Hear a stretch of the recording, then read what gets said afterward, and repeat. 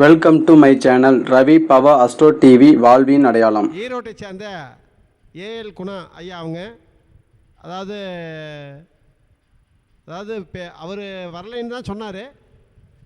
Sir ஐயா எனக்காக நீங்கள் வரணும் அப்படின்னு சொல்லி ஃபோர்ஸ் பண்ணி போட்டதுக்கு இணங்க அதுக்கான வாய்ப்பை கொடுக்கும்படி கேட்டுக்கிட்டேன். ஆனால் ஐயாவும் அதுக்கு மறுக்காமல் மழையும் காற்றும் தெரியாமல் வர முடியாத சூழ்நிலை இருந்தும் கூட எனக்காக வந்திருக்காங்க. இவ்வளோ நேரம் வெயிட் பண்ணி இருந்ததுனால ஐயா 10 நிமிஷம் பேசும்படி கேட்டுக்கிறேன். சரிங்களா? ஏன்னா மீட்டிங் முடிகிற நேரம் வேற ஒருத்தராக தான் இருந்து பேசுறதுக்கான வாய்ப்பு இருக்காது. ஐயா இவ்வளோ நேரம் பொறுமையாக இருந்து இந்த விஷயத்தை கடைசி வரைக்கும் ஜாமிஜி ஐயா சொன்ன மாதிரி ஒரு மீட்டிங்கை கடைசி வரைக்கும் இருந்து ரசித்து பார்த்தா தான் அவங்களுக்கும் ஒத்துழைப்பாக இருக்கும், நம்மளுக்கும் ஒத்துழைப்பாக இருக்கும் அப்படிங்கன்னு சொன்னாங்க. அதுக்கு இணங்க அவர் இருந்து எந்த வித அதட்டமும் இல்லாமல் நாம் பேசணும் அப்படிங்கிற கண்டிஷனோடு இருந்து பேசுறதுக்கான வாய்ப்பு எடுத்திருக்காங்க. அந்த வாய்ப்பு அவருக்கு மட்டும் இல்லை, நம்மளுக்கும் வாய்ப்பு தான் அப்படின்னு சொல்லி அவங்கள பேச அழைக்கிறேன். வருக வருக என வரவேற்கிறேன்.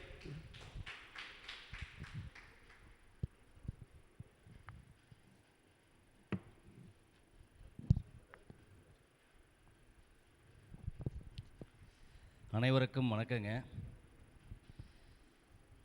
பெரிய ஜோதிடர்களுக்கு மத்தியில் நானும் பேசுகிறேன் அப்படிங்கிறது இந்த பிரபஞ்சத்துக்கு தான் நன்றி சொல்லணும்.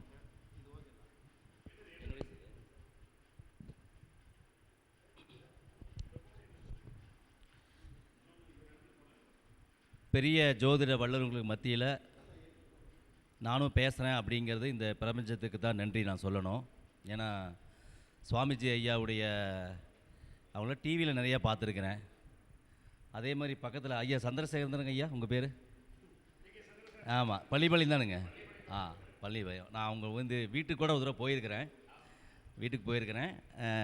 இந்த 50 விஷயமா நான் வந்தேன் ரொம்ப வருஷத்துக்கு முன்னாடி வந்திருக்கேன்.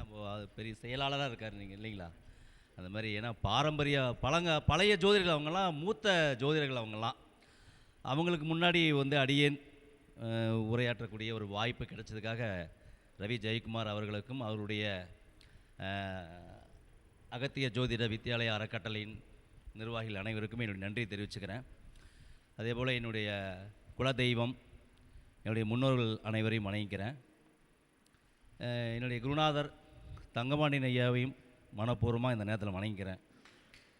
காரணம் என்னென்னா, என்னுடைய தொழில் பார்த்திங்கன்னா நான் ஒரு ஐம்பொன் மோதிரம் தான் செய்யக்கூடிய தொழில். மோதிரம், வளையல், காப்பு இது மாதிரி தான் செய்கிறோம். சரி, அம்மன் ஐம்பொன் ஒர்க்ஸ் அப்படிங்கிற பேரில் தான் பண்ணிகிட்ருக்கிறேன். செய்கிற தொழில் ஒரு தெய்வீகம் சம்மந்தப்பட்டது. இந்த ராசிக்கல் மூலம் நிறைய செய்கிறதுனால ஜோதிடம் கற்றுக்குங்க, அது உங்களுக்கு கொஞ்சம் உதவி ஹெல்ப்பாக இருக்கும் அப்படின்னு சொன்னாங்க.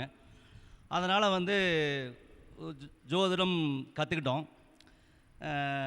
ஒரு 2-3 வருஷத்துக்கு பிறகு தங்கபாண்டியனுடைய தொடர்பு கிடச்சிது. கிட்டத்தட்ட ஒரு 7-8 வருடமாகவே அவர் கூடவே நாங்கள் பயணிச்சிட்ருக்கிறோம். அவங்க எப்பவுமே ஐயாவுடைய வார்த்தையிலேருந்து எப்பவுமே இந்த உற்சாகம் பீறிட்டு வரும். எப்பவுமே ஒருத்தர் யாரையும் டாமினேட் பண்ணி பேச மாட்டாங்க. நீங்கள் நல்லா வருவீங்க, சூப்பராக பேசுவீங்க அப்படின்னு என்கரேஜ் பண்ணிக்கிட்டே இருப்பாங்க. ஐயாவுடைய அது ஏன் குருநாதரை பற்றி சொல்கிறேன்னா, நான் ஏன் இப்படிலாம் வந்திருக்கேன் அப்படிங்கிறது வெளிப்படுத்திக்கிறது தான். அதாவது நாங்கள் வகுப்பில் இருக்கும்போது அல்லது ஆன்லைன் கிளாஸில் இருக்கும்போது பார்த்திங்கன்னா, அவங்க பாடம் எடுக்கிற துணி ரொம்ப ரொம்ப பக்கத்தில் ஒரு அம்மா தன்னுடைய குழந்தைக்கு சொல்லிக் கொடுக்குற மாதிரி தான் இருக்கும். புரியுதுங்களா? அதாவது ஒரு கிரகத்தையோ ஒரு பாடத்தையோ எப்படி எளிமையாக சொல்கிறது அப்படின்னா, இப்போ ஒன்றும் இல்லை. இப்போ ராகு மகரத்தில் இருந்துன்னா கேது எங்கேங்க இருக்கும்? கேது கடகத்தில் இருக்கும். அவ்வளோ சாதாரணமான விஷயம்தான். அப்படி சொல்லுவாங்க. ராகு ராகு மகரத்தில் இருக்குது, கேது எங்கே இருக்குன்னு கேட்பாரு. ஐயா கடகத்தில் இருக்குங்க ஐயா. சூப்பராக சொல்லிட்டீங்க, வெரி ஜோசியாக இருங்க அப்படிம்பாங்க. அப்புறம் இதே மாதிரி இப்போ ஒன்றும் இல்லை, இன்னொன்று ராகு 10 டிகிரி இருக்குது அப்படின்னா கேது எத்தனை டிகிரி இருக்குன்னு கேட்பாங்க. ஐயா கேது 10 டிகிரி அப்படின்னா சூப்பருங்க, பெரிய ஜோசியாக இருங்க நீங்கள், உங்களோட தான் என் ஜாதகம் கொடுத்து பார்க்கணும் அப்படிம்பாங்க. எதுக்குன்னு கேட்டிங்கன்னா, ஒரு சின்ன தயக்கம், ஜோதிடம் கற்றுக்கிறதுல ஒரு சின்ன தயக்கம் இருந்தால் கூட அவங்க அந்த தயக்கத்தை உடச்சி அவர் ஜோசியார் ஆக்கணும் அப்படிங்கிற அந்த ஒரு என்ன சொல்கிறது, ஒரு உற்சாகத்தை கொடுத்துக்கிட்டே இருப்பார். ஸோ அதனால் என்னுடைய குருநாதரை நான் பணப்பூர்வமாக நான் வணங்கிக்கிறேன். நான் பேசக்கூடியது பார்த்திங்கன்னா, 4ஆம் பாவம் சம்பந்தமாக நான் இப்போ பேசுகிறதா இருக்கிறேன். பொதுவாக வந்து எந்த ஒரு விஷயமா இருந்தாலும் இப்போ பாருங்க, காலையில் கூட கிளம்ப முடியல, ஏன்னா மழை நல்லா பிடிச்சிக்கிச்சு. நான் எங்கள் ஊர்லேருந்து பஸ் ஸ்டாண்டு வர்றதுக்கு 8 கிலோமீட்டர் வரணும். டூ வீலரில் வந்துட்டு அங்கேருந்து பஸ்ஸு பிடிச்சி இங்கே வரணும். மழையில் நனையக்கூடிய இன்னும் சொன்னேன், சார் எங்கே மழை பெய்யுது வர முடியாது இருக்குது அப்படின்னு. இருந்தாலும் சரி, நமக்கு ஒரு 4 பேர் வேணும் தானே. நல்லதாக இருந்தாலும் கெட்டதாக இருந்தாலும் எதுக்கும் ஒரு 4 பேர் வேணும் இல்லைங்களா? அப்போது இப்போ 4ஆம் பாவத்தை பற்றி பேசும்போது நாம் என்ன சொல்கிறோன்னு கேட்டிங்கன்னா, இப்போ நீங்கள் வந்து சேரில் உட்காந்துருக்கிறீங்க, எப்படி வேணாலும் சாஞ்சு உட்காந்துருக்கிறீங்க, கால் மேலே கால் போட்டு உட்காந்துருக்கிறீங்க, சேர் மேலே ஏறி நிற்கிறீங்க, எப்படி வேணாலும் உட்காருங்க. அதுக்கு என்ன காரணங்க? என்ன காரணம்? அதுக்கு 4 கால் இருக்குது இல்லைங்களா? 4 கால் இருக்குது. இப்போது டூ வீலரில் வரோம், மழை பெஞ்சிட்டு இருக்குது. டூ வீலரில் வர்றது பரவாயில்லைங்களா, காரில் வர்றது பரவாயில்லைங்களா? காரில் வர்றது பரவாயில்ல. காரணம் என்னங்க? அதுக்கு 4 கால் இருக்குது இல்லைங்களா? அந்த காலத்தில் சார்ட் இருந்து, இந்த காலத்தில் கார் இருக்குது. புரியுதுங்களா? இப்போ வெளியில் மழை பெஞ்சிட்டு இருக்குது, நம்ம உள்ளுக்குள்ளே சேஃபாக இருக்கும். அதுக்கு என்ன காரணங்க? 4 செவத்துக்குள்ளே நம்ம இருக்கிறோம். அந்த 4ஆம் இடம் அப்படிங்கிறது, 4 அப்படிங்கிற விஷயம், இப்போ பெரியவங்க என்ன சொன்னாங்கன்னா, நல்லது கெட்டதுக்கும் 4 பேர் வேணும், 4 பேர் என்ன சொல்லுவாங்க, 4 பேர் என்ன நினைப்பாங்க. இப்படி இந்த 4ஆம் இடத்த விஷயத்தை வந்து ஆதி காலத்துலேருந்து 4 4 4 அண்ணே சொல்லிட்டே இருக்கிறாங்க. ஒரு ஜாதகத்தில் 4ஆம் இடம் பலமாயிடுச்சு, சுபகிரகங்களை பார்க்குது, ஏதோ ஒரு வகையில் 4ஆம் இடம் பலமாயிடுச்சு அப்படின்னா அந்த ஜாதகர் எல்லா விதமான சுகங்களையும் யோகங்களையும் அனுபவிக்க தகுதியானவர். புரிஞ்சுதுங்களா? இப்போ 4ஆம் இடம் பலமாயிடுச்சு அப்படின்னா அந்த ஒரு சின்ன வயசில் இருக்கும்போது கல்வி எப்படி இருக்கும்? நல்லா இருக்கும். தடைபடாது. சின்ன சின்ன தடைகள் இருந்தாலும் அந்த கல்வி வந்து பார்த்திங்கன்னா ஃப்ளோவாக நல்லா போயிட்டே இருக்கும் இல்லைங்களா? அதோடைய ஒழுக்கம் எப்படி இருக்கும்? அந்த குழந்தைக்கு நல்ல ஒழுக்கம் இருக்கும். ஏன்னா 4ஆம் இடம்ங்கிறது வந்து ஒழுக்கம், 4ஆம் இடங்கிறது மனசு. நல்ல மனசு இருக்கும். அந்த மனசுக்குள்ளே தேவையில்லாத விஷயங்களை வச்சுக்கவே மாட்டாங்க இல்லைங்களா? அந்த மாதிரி வந்து 4ஆம் இடம் அப்படிங்கிறது. கல்வி சூப்பராக இருக்கும். அதுக்கு அடுத்தது படித்து முடிச்சுட்டா ஈஸியாக அவருக்கு வேலை கிடச்சிரும். 4ஆம் இடம் பலமாயிடுச்சுன்னா அவருக்கு வேலையும் ஈஸியாக கிடச்சிரும். திருமண காலகட்டத்தில் உரிய காலத்தில் திருமணம் ஆகும். ஏன்னா சுகஸ்தானம் பலமாயிடுச்சு. அப்போ கல்யாணம் 36 வயசுலேயே ஆகும்.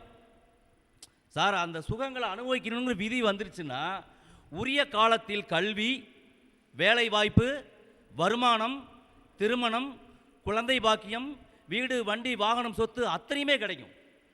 தாயாருடைய அன்பு, பாசம், கருணை, இது எல்லாமே 4ஆம் இடம் பலமாயிடுச்சுன்னா எல்லா விதமான சுகங்கள் உண்டு. நீர்நிலைகள் சார்ந்த விஷயங்கள் எல்லாமே நல்லாயிருக்கும். மனசு சுத்தமாக இருக்கும். இதயம் இதெல்லாம் வந்து பார்த்திங்கன்னா ஆரோக்கியமாக இருக்கும். அது மட்டும் இல்லைங்க, இப்போது 4ஆம் இடத்துல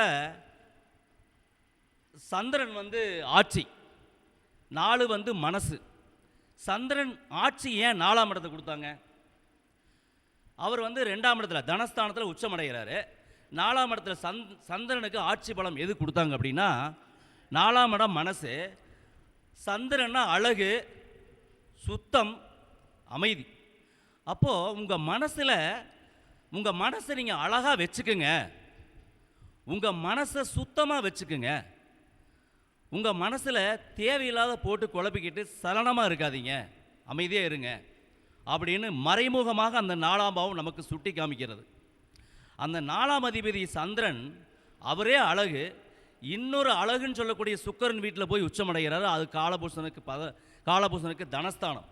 அப்போ உங்கள் மனசில் தேவையில்லாத விஷயங்களை நீங்கள் அகற்றிட்டீங்க அப்படின்னாவே, சந்திரனாவே உங்களுக்கு பணம் தானே, உங்கள் அன்றாட தேவைக்கு தேவையான பணம் கிடைக்கும். 2ஆம் இடத்துல போய் உச்சமாகிறாரு அப்படிங்கும்போது உங்களுக்கு தேவையான பணம் கிடைக்கிறான வேலையை அந்த சந்திரன் தருவார். புரியுதுங்களா? அதே மாதிரி பாருங்க, 8ஆம் அதிபதி செவ்வாய் அங்கே நீசம்.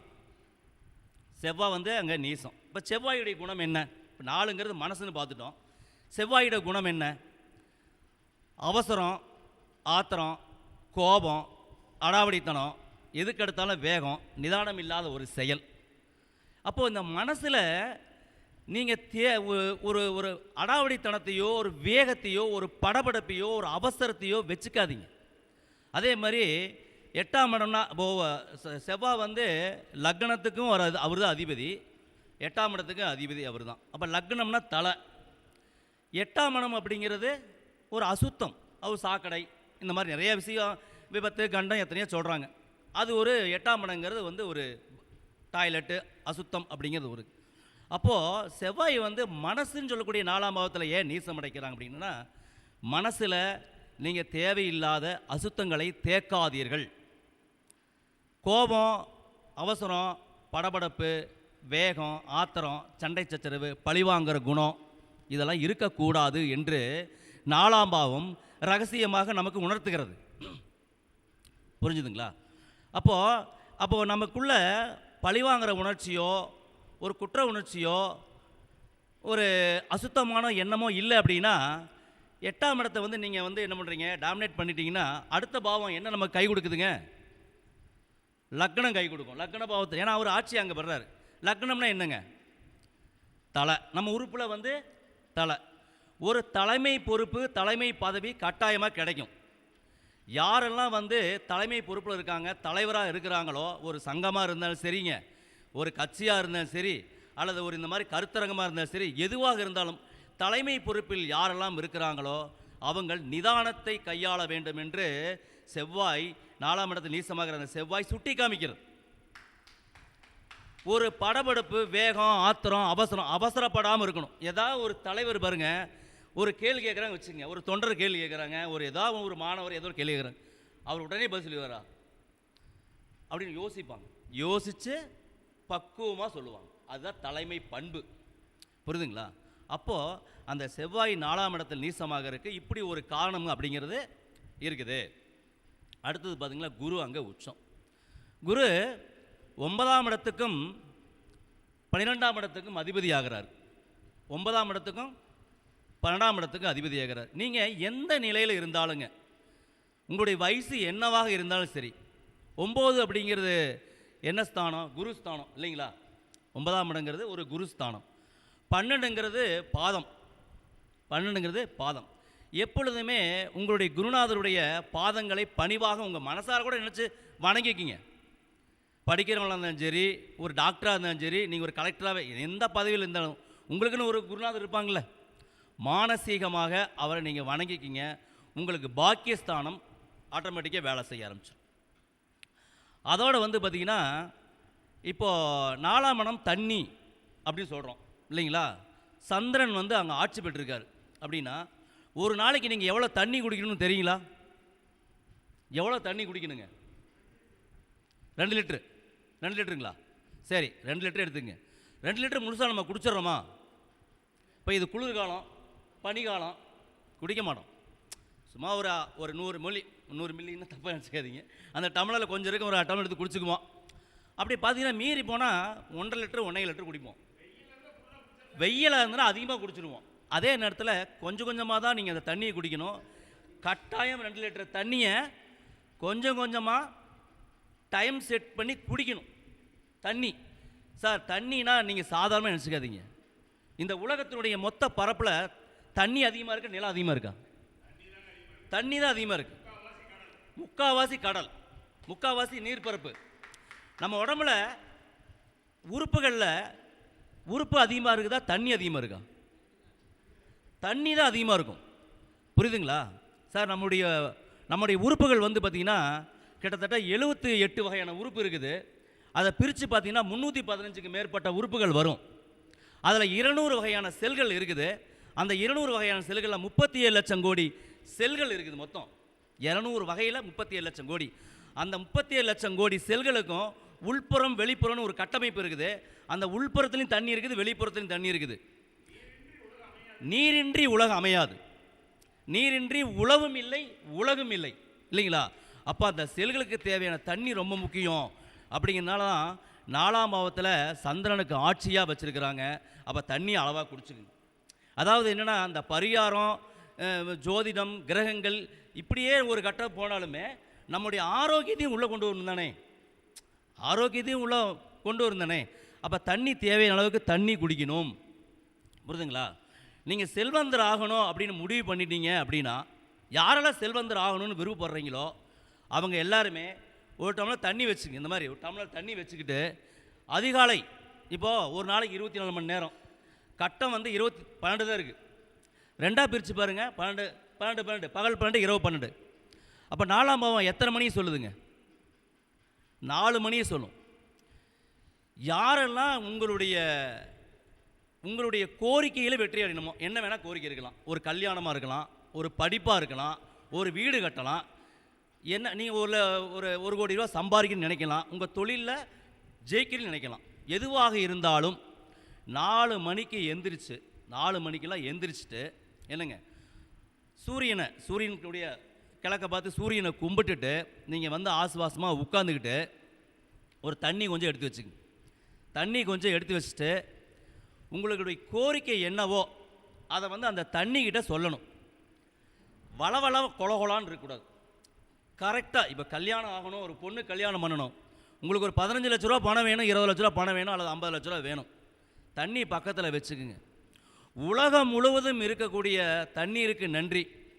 உழவு தொழில் செய்வதற்கும் உணவு தயாரிக்கக்கூடிய தண்ணீருக்கும் நான் உண்ணக்கூடிய உணவு நன்றாக செரிமானம் ஆவதற்கும் உடலில் இருக்கிற கழிவுகள் முழுமையாக வெளியேறுவதற்கும் எல்லாத்துக்குமே உதவக்கூடிய இந்த தண்ணீருக்கு நன்றி. புரியுதுங்களா? தண்ணீருக்கு நன்றி. என்னுடைய பொருளாதார தேவைகளை தீர்க்கக்கூடிய சக்தியாக இருக்கின்ற இந்த தண்ணீருக்கு நன்றி. இந்த பிரபஞ்சத்திற்குடைய என்னுடைய கோரிக்கையை பிரபஞ்சத்துக்குடைய சேர்க்கக்கூடிய இந்த தண்ணீருக்கு நன்றி அப்படின்னு நிறைய விஷயம் இருக்குது. தெளிவாக நான் சுருக்கமாக சொல்லிக்கிறேன். இந்த மாதிரி சொல்லிவிட்டு அந்த தண்ணியை நீங்கள் டெய்லியும் அதிகாலை நேரத்தில் ஒரே ஒரு டம்ளர் குடிச்சு பாருங்கள். 4 மணிக்கு அந்த டைமில் குடிச்சு பாருங்கள். அந்த தண்ணி நீங்கள் குடிக்க குடிக்க குடிக்க உங்கள் உள்ளுணர்வு அப்படியே அதில் பறிஞ்சு அது ஒரு தீர்த்தமாக மாறிடும் சார். சக்தி மிகுந்த தண்ணியாக மாறிடும். உண்மை சார். நம்ம பார்க்குறோம் தானே, எத்தனை பேர் ஒரு கோயிலுக்கு போனால் தீர்த்தம் ஏன் போடுறாங்க சார்? தீர்த்தம் ஏங்க போடுறாங்க? அதில் தண்ணி தானே, தண்ணி தானே. அது தண்ணி ஏங்க முகத்தில் போய் அடிக்கிறாங்க? அதை வந்து சக்தியாக உருவாக்கப்பட்டிருக்கிறாங்க. ஒரு கடலில் ஏன் வந்து திருச்செந்தூரில், கன்னியாகுமரியில், ராமேஸ்வரத்தில், திருப்புல்லானியில் ஏன் மக்கள் வந்து லட்சக்கணக்கில் கூடுறாங்க? அங்கே வந்து சாதாரண தண்ணி இல்லை, அங்கே சக்தி மிகுந்த தண்ணியாக இருக்குது. புரியுதுங்களா? குளத்தில் ஏன் கோயில் ஏன் குளம் வெட்டி வச்சாங்க? நீங்கள் வந்து ஒன்றும் இல்லைங்க, நீங்கள் கோயிலுக்கு போகிறீங்க வச்சுக்கோங்க, கோயிலில் பயங்கரமான கூட்டமாக இருக்குது, உள்ளே போக முடியல. அந்த குளத்தில் இருக்கிற தண்ணியை, ஆற்றுல இருக்கிற தண்ணி எடுத்து லைட்டை மேலே தெளிச்சுட்டு வாங்க, நீங்கள் சாமி நேரடியாக பார்த்து கும்பிட்ட பலன் கிடைக்கும். சக்தியாக உருவாக்கப்பட்ட தண்ணி அங்கே இருக்குது. ஸோ அந்த மாதிரி தண்ணி வீசி நிறைய இருக்குது, அது விட்டுருவோம். நிறைய அந்த மாதிரி எல்லாம் இருக்குது. ரெண்டாவது சார், இப்போ அந்த 4ஆம் இடம்னு சொல்லக்கூடிய கடகத்தில், 4ஆம் இடங்கள்லாம் கடகத்தை எடுத்துக்கிட்டேன். இப்போது அதில் பாருங்கள், குரு புனர்பூச நட்சத்திரம் இருக்குது, புனர்பூச நட்சத்திரம் இருக்குது, குரு. இப்போ குரு வந்து பார்த்திங்கன்னா காலபுருஷனுக்கு 9, 12 வராரு, கடகத்துக்கு 6, 9 வராரு. இப்போ குருன்னா 2 வகையான குணங்களை தராரா? எல்லாமே 2 வகையான குணங்கள். இப்போ நம்ம உடம்புல கொழுப்பு இருக்குது பாருங்கள், கொழுப்பு எல்லாரோடையுமே கொழுப்பு இருக்குது. கொழுப்பில் நல்ல கொழுப்பு கெட்ட கொழுப்பு இருக்கா இல்லைங்களா? நம்ம உடம்புல நல்ல கொழுப்பு அதிகமாக இருக்கா கெட்ட கொழுப்பு அதிகமாக இருக்கான்னு செக் பண்ணி பார்த்துருக்கீங்களா? கொலஸ்ட்ரால் பார்க்குறது ஓகே, அது நல்ல கொலஸ்ட்ராலா கெட்ட கொலஸ்ட்ராலா? எல்டிஎல் ஹெச்டிஎல் இருக்குல்ல, அப்போது எல்டிஎல் கொலஸ்ட்ரால் அதிகமாக இருக்கும், ஹெச்டிஎல் கொலஸ்ட்ரால் கம்மியாக இருக்கும். அப்போ நல்ல கொழுப்புங்கிறது குறைவாக இருக்கும். எதுக்கு சொல்கிறேன்னா, மேலோட்டமாக சொல்லிக்கிறேன், நல்ல கொழுப்பை வந்து அதிகமாக எடுத்துக்குங்க. ஏன்னா சில பேர்த்துக்கு கொழுப்பு தான் 4ஆம் இடத்துல போய் குரு உச்சமாகிறார், 4ஆம் இடம் இதயம், கெட்ட கொழுப்பு சேர்ந்தால் என்ன ஆகும்? இதய நோய் வருவதற்கு காரணம் என்ன? இதய நோய் மாறி போகிறதுக்கு காரணம் என்னங்க? கொழுப்பு தான், அது குரு தான் இல்லைங்களா? அப்போது அதை வந்து என்ன பண்ணணும், நம்முடைய அதை செக் பண்ணிக்கணும். சரிங்களா? ஒன்று. ரெண்டாவது, சனீஸ்வர பகவான் பூச நட்சத்திரம் அங்கே இருக்குது. அப்போது சனி வந்து கடகத்துக்கு 7க்கும் 8க்கும் உரியவரா? நீங்கள் பரிகாரம், நீங்கள் 4ஆம் இடம் ஜெயிக்கணும் அப்படின்னா பரிகாரம் நீங்கள் என்ன வேணால் பண்ணிக்கிங்க. நான் ஒன்று சொல்கிறேன், 7, 8. 7ங்கிறது வந்து பரிசு, நன்கொடை, அன்பளிப்பு. 8ங்கிறது ஆதரவு இல்லாதவங்க. இந்த ஆதரவு இல்லாத அனாதை காப்பகம், ஒரு முதியோர்கள், ஒரு ரோட்டோரமாக திரியிற ஆதரவே இல்லாதவங்களுக்கு உங்களால் முடிஞ்ச உதவிகளை அவர்களுக்கு செஞ்சுக்கிட்டே வாங்க. லட்சக்கணக்கில் வேண்டாம், அவங்களுக்கு தேவையான ஒரு வேளை சாப்பாடா, ஒரு துண்டா, ஒரு துணிமணியா, எதையா ஒன்று செஞ்சுட்டே வாங்க. உங்களுக்கு 8ஆம் பாவத்தினுடைய தோஷங்கள் நிவர்த்தி ஆகும். அதே போல் புதன் ஆயிலில் நட்சத்திரம் இருக்குது, அது பாருங்கள் காலபூசனுக்கு 3, 6, அந்த கடகத்துக்கு வந்து பார்த்திங்கன்னா 3, 12 இல்லைங்களா? 3, 6 அப்படின்னாங்க 3ஆம் இடம் அப்படிங்கிறது வந்து மூணாம் இடம் அப்படிங்கிறது காது, ஆறாம் இடங்கிறது வயிறு நோய் இல்லைங்களா? அப்போது உங்களுடைய வயிற்றில் இருக்கிற கொழுப்பை கரைகிறதுக்கும் நோய்கள் தீர்றதுக்கும் சார் தோப்பு கரணம் போடணும். அதாவது எப்படின்னா சூப்பர் பிரெயின் யோகான்னு அதுக்கு சொல்லுவாங்க, சூப்பர் பிரெயின் யோகா அப்படின்னு. அப்போது இந்த இந்த கட்டவரில் வந்து இப்படி பார்த்த மாதிரி முதல்ல இடது கையில் பிடிச்சிக்கிட்டு வலது கை வந்து இந்த மாதிரி இடது கைக்கு மேலே இருக்கிற மாதிரி பார்த்துக்கிட்டு 7 முறை அல்லது 14 முறை அல்லது 21 முறை நீங்கள் தோப்பு கரணம் போட்டு டெய்லியுமே உங்களால் எவ்வளோ முடியுமோ போட்டு பாருங்கள். நம்முடைய மூளை வந்து ரொம்ப சுறுசுறுப்பாகவும் ஆரோக்கியமாக ஆயிரும். தோப்பு கரணம். அப்போது மூளைங்கிறது சார் மூளைங்கிறது குரு தானே, மூளைங்கிறது குரு தானே. அப்போ குருவை ஆக்டிவேட் பண்ணுறதுக்கு இப்படி பண்ணலாம். நம்முடைய அந்த மூளையை வந்து ஆரோக்கியம் பண்ணுறதுக்கு இப்படி பண்ணலாம். புரியுதுங்களா? யோகாசனம் அப்படிங்கிறது பண்ணிக்கலாம். அந்த மாதிரி நீங்கள் இப்படி பண்ணுறது வந்து பார்த்திங்கன்னா அந்த 4ஆம் இடத்துக்கு வந்து இப்படியெல்லாம் பண்ணுங்கள், ரொம்ப ரொம்ப நல்லா இருக்கும். அதோடு வந்து பார்த்திங்கன்னா ஒரு சின்ன ஒரு இப்போ 4ஆம் பாவத்தை பற்றி ஒரு சில விஷயங்களை மட்டும் எளிமையாக வந்து சொல்லிக்கிறேன். இப்போ 4ஆம் அதிபதி வந்து சார் 4ஆம் அதிபதி லக்கணத்தில் இருந்ததுனாக்கா அவருக்கு நல்லா வந்து தாய் பாசமெல்லாம் உண்டு, நல்ல கல்வி உண்டு. 4ஆம் இடம் நல்லாயிருக்கும். நல்லா வந்து ஏற்கனவே வந்து சொல்லியிருக்கிறேன். 4ஆம் அதிபதி வந்து லக்கணத்தில் இருந்துன்னா அடமலையில் பிறந்தவராக இருப்பார். 4 மலை தண்ணி, புரியுதுங்களா? இப்போ 4ஆம் பாவத்தை பற்றி தான் பேசுகிற, மழை பெஞ்சு தான் இருக்குது. ஆனால் நான் வந்து நினைக்கல இருந்தாலும் மழை பெஞ்சிட்டு இருக்குது. ஒரு வாரத்துக்கு கூடாது அந்த மாதிரி இருக்குது. நல்லா 4ஆம் பாவத்தில் லக்கணாதிபதி 4 இருக்குது, ரொம்ப நல்லது. 4ஆம் அதிபதி 2 இருந்ததுனாக்கா தாயார்கிட்ட எப்பவுமே பணம் இருக்கும். வாகனம், விவசாயம், கால்நடை இது மூலமாக நல்ல வருமானம், பேங்க்கு, டீச்சிங் மூலம் வருமானம் வர்றதுக்கு வாய்ப்புகள் உண்டு. சரிங்களா? பாவகிரகங்கள் தொடர்பு கொண்டதுன்னா தீய பழக்கம் வந்துடும். ஏன்னா 2ஆம் இடங்கிறது பழக்க வழக்கம், 4ங்கிறது தண்ணி. பாவகிரகம் தொடர்பு வந்ததுன்னா தீய பழக்கம் வர்றதுக்கு வாய்ப்புகள் உண்டு. சுபகிரகம் பார்த்ததுன்னா அது விட்டுருவாங்க, வந்து விட்டுருவான்னு வச்சுங்களேன். 4ஆம் அதிபதி களவும் கற்றுமர 4ஆம் அதிபதி 3 இருந்ததுன்னா சார் இந்த ஜாதகர் அடிக்கடி பயணத்தை விரும்புவார். வீட்டுக்கு பக்கத்தில் 2 வீலர் ஸ்டாண்ட் அப்படிங்கிறது இருக்கும், 2 வீலர் மெக்கானிக் ஸ்டாம்ப் அப்படிங்கிறது இருக்கும். முதல் சொத்து விரயமாகும். 4ஆம் அதிபதி 3, 4 3 4க்கு அது 3 12 முதல் சொத்து வந்து விரயம் ஆகும் ஆச்சுங்களா? சொந்த வீடு அமையணும் அப்படின்னா போக்கியத்துக்கு போய் கொஞ்ச நாள் இருக்கணும். 4ஆம் அதிபதி 3லேருந்து சொந்தமாக ஒரு வீடு அமையணும் அப்படின்னு இருக்குது அப்படின்னா நீங்கள் போக்கியத்துக்கு போய் கொஞ்ச நாள் இருந்தீங்கன்னா கட்டாயம் சொந்த வீடு அமையும். 4ஆம் அதிபதி 4 இருக்குது, நல்ல அமைப்பு. 2-3 வார்த்தையாக பேசிக்கிறேன், ரொம்ப நீட்டமாக பேசல, கொஞ்சம் கொஞ்சமாக. சரிங்களா? இந்த அமைப்பு வந்து கேந்திர பலம், பஞ்சமகா புருஷ யோகத்திற்கு சமமான ஒரு யோகமாக இந்த இது இருக்குது.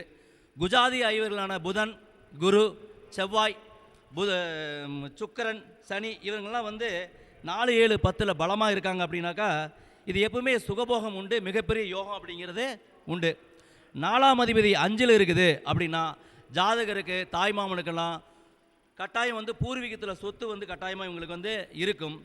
அதே மாதிரி 4 5 அப்படிங்கும்போது பார்த்தீங்கன்னா இவங்களுடைய குழந்தை எப்போ பிறக்கும் அப்படின்னு கேட்டிங்கன்னா ஒரு மழை காலத்தில் குழந்தை பிறக்கும், ஒரு மழை காலத்தில் குழந்தை பிறக்கிறதுக்கு ஒரு வாய்ப்பு உண்டு. அதே மாதிரி வீடு, வண்டி, வாகனங்கள், சொத்துக்கள் அமையும் போது குழந்தை பிறக்கும்.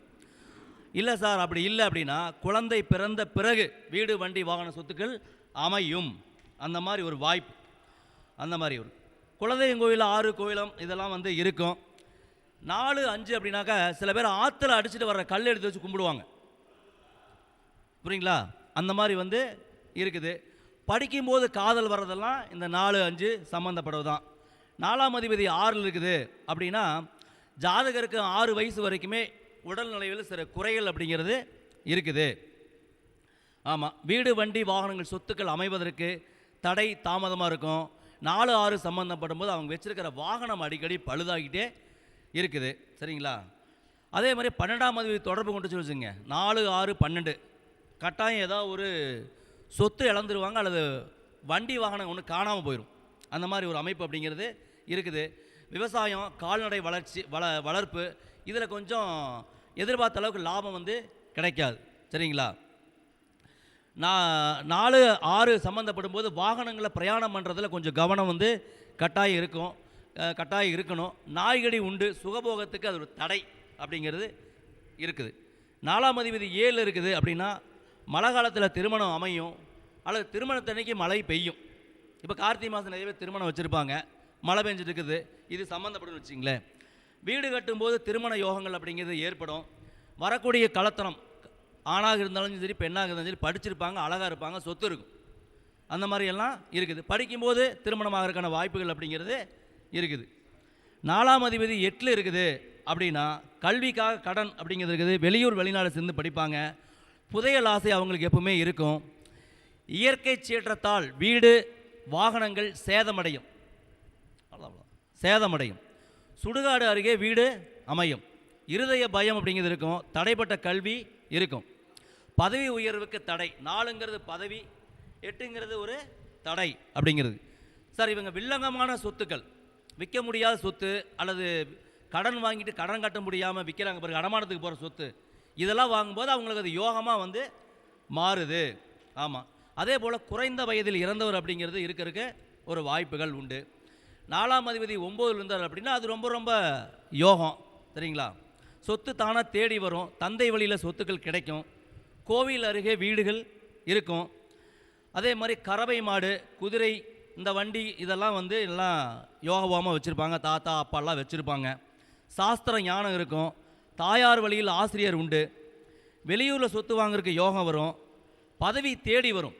4, 9 அப்படிங்கிறது, 4ங்கிறது பதவி இல்லைங்களா, அது வந்து தேடி வரும்.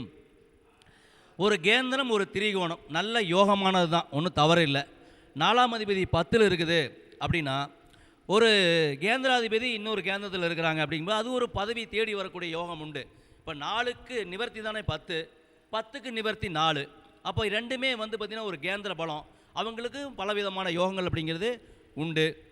தாய்வழி உறவில் நல்ல பதவியில் இருக்கிறவங்க அப்படிங்கிறது இருக்கும். வீடு கட்டும்போது ஒரு கர்ம நிகழ்வு நடக்கும். ஏன்னா 10ஆம் இடம் சம்மந்தப்படும் போது வீடு கட்டும்போது ஒரு 6 மாதத்துக்கு முன்னாடியோ அந்த காலகட்டத்தில் அது வீடு கட்டி முடிச்சு பிற்பாடோ ஒரு கர்ம நிகழ்வு நடக்கிறதுக்கு ஒரு வாய்ப்பு அமைகிறது. வீடு வண்டி வாகனம் சம்பந்தமான தொழில் செய்யலாம். ஸ்கூல் காலேஜ் நடத்துறது. 10ங்கிறது தொழில், 4ங்கிறது கல்வி நிறுவனங்கள். ஸ்கூல் காலேஜ் நடத்துறது அப்படிங்கிறது இதெல்லாம் வந்து இருக்கும். நீரில் கண்டம் இருக்கிறதுக்கு வாய்ப்பு உண்டு. கொஞ்சம் கவனமாக இருந்ததுன்னா கொஞ்சம் நல்லது. இவங்களை வீட்டை தாண்டி பக்கத்தில் சுடுகாடு இருக்கிறதுக்கு ஒரு வாய்ப்பு அமையுது. 4, 10 அப்படின்னா 4, 11 அப்படிங்கிறது ரொம்ப ரொம்ப சிறப்பான ஒரு விஷயம். மூத்த சகோதரனுக்கு பதவி தேடி வருகிறது. வீடு வண்டி வாகன யோகங்கள் நல்லபடியாக அமைகிறது. ஒன்றுக்கு மேற்பட்ட சொத்து அமைப்பிற்கு வாய்ப்பு உண்டு. கல்வி மற்றும் சொத்துக்கள் மேலே எப்பவுமே ஒரு ஆசை இருந்துகிட்டே இருக்கும். 11ங்கிறது ஆசை, அது வந்து இருந்துக்கிட்டே இருக்கும். ஆமாம். அதே மாதிரி பண்ணை வீடுகள், பண்ணை, ஆட்டு பண்ணை, மாட்டு பண்ணை, இதெல்லாம் வந்து கோழி பண்ணையெல்லாம் வைக்கலாம். அது வந்து நல்ல லாபத்தை தரும். 4ஆம் அதிபதி 12ல் இருக்குது அப்படின்னா பிறந்த ஊரை விட்டு வெளியூரில் போய் பிழைக்கிறதுக்கான வாய்ப்பு இருக்கும். அப்படி போனாலும் ரொம்ப ரொம்ப நல்லாவும் இருக்கும். வெளியூரில் சென்று படிக்கிறது, வெளியூர் போய் படிக்கிறது. 4, 12 கல்விக்காக வெளியூர் வெளிநாடு செல்வது அப்படின்னு. அதே நேரத்தில் கல்வியில் ஒரு தடையும் கொடுக்கும். தாயாருக்கு சிறு ஊனம் அப்படிங்கிற இருக்கிறதுக்கு வாய்ப்புகள் உண்டு. சரிங்களா? தாயாருக்கு சிறு ஊனம் இருக்கிறதுக்கு வாய்ப்பு உண்டு. அதே மாதிரி மழை காலங்களில் விபத்துகள் நடக்கிறதுக்கான வாய்ப்பு 4, 12 தொடர்பு ஏற்படும் போது வரும். இருதய பயம் வரும். 4ஆம் இடம் இருதயம் சம்பந்தப்பட்டது. சார் அவ்வளோதான், அவ்வளோதான் சார். 12ஆம் வந்துட்டேன், முடிஞ்சதில்லை சார். பாதகாதிபதி 4, 12 சம்பந்தப்பட்டு பாதகாதிபதியின் தொடர்பு கொண்டதுன்னா மது போதைக்கு அடிமை ஆவார்கள். சரிங்களா? அந்த மாதிரி 4, 12னா ஈரமான இடத்துல வலிக்கு விழுறது, அந்த மாதிரிலாம் இருக்குது. சரிங்களா? படிப்புக்குரிய வேலை இல்லாமல் இருக்குது. உறவுகளோட விரிசல் அப்படிங்கிறதெல்லாம் இருக்கும். மொத்தத்தில் 4, 6, 4, 8, 4, 12 இதெல்லாம் வந்து பார்த்திங்கன்னா வீடு வண்டி வாகனங்கள் சொத்து சம்மந்தமான விஷயங்கள் ஒரு ஏமாற்றம் இருக்கும். இப்போ மெயின் ரோட்டில் வந்து இப்போ 4, 12 சம்மந்தப்பட்டு வெளிநாட்டு நல்லா ரோட்டோரமாக பார்த்து ஒரு பெரிய இடம் வாங்கின வச்சுங்க, ஒரு கார்னர் பிளாட் வாங்கின வச்சுங்க. நாளைக்கு ரோடு ஓடுறோன்னு சொல்லிட்டு என்ன பண்ணுவாங்கன்னா அந்த ரோடு கொஞ்சம் அப்படியே எடுத்துகிட்ருவாங்க. அந்த ரோடை, அந்த வீட்டை, அந்த இடத்தையவே கொஞ்சம் கவர்மெண்ட் எடுத்துக்கும். அந்த மாதிரி நிறைய விஷயங்கள் வந்து பார்த்திங்கன்னா இருக்குது. அவசரம் நேராகி போச்சு இல்லைங்களா? சரி, ஓகே. இது வரைக்கும் எனக்கு வாய்ப்பு கொடுத்ததுக்காக இங்கே இருக்கக்கூடிய அனைத்து ஜோதிடர்களுக்கும் இந்த யூடியூப் வாயிலாக கேட்டுக்கொண்டிருக்கிற அனைத்து யூடியூப் நேயர்களுக்கும் என்னுடைய பணிவான வணக்கத்தையும் வாழ்த்துக்களையும் தெரிவித்துக் கொள்கின்றோம். என் பேர் ஏஎல் குணா, ஈரோடு ஸ்ரீ அம்மன் ஐமோன் ஒர்க்ஸ் அம்மன் ஜோதிட ஆராய்ச்சி நிலையம் ஜெம்ஸ்டோன் அண்ட் அஸ்ட்ராலஜர் பண்ணிகிட்ருக்கிறோம். என்னுடைய ஃபோன் நம்பர் 9965695555. வணக்கம், வாழ்த்துக்கள். வாழ்க வளத்துடன், மேலும் புகழுடன்.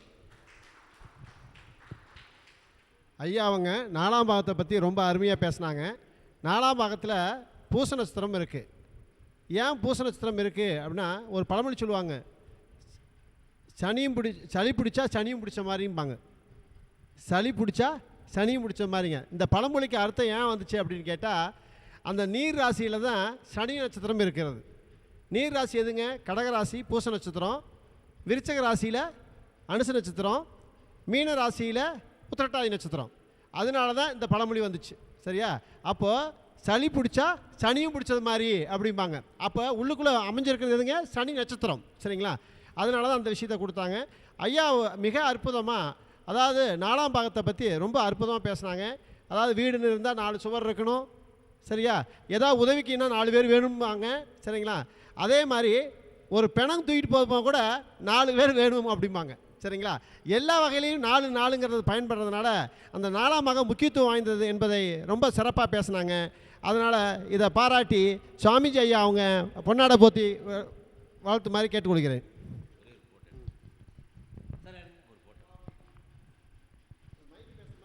ஒரு ஃபோட்டோ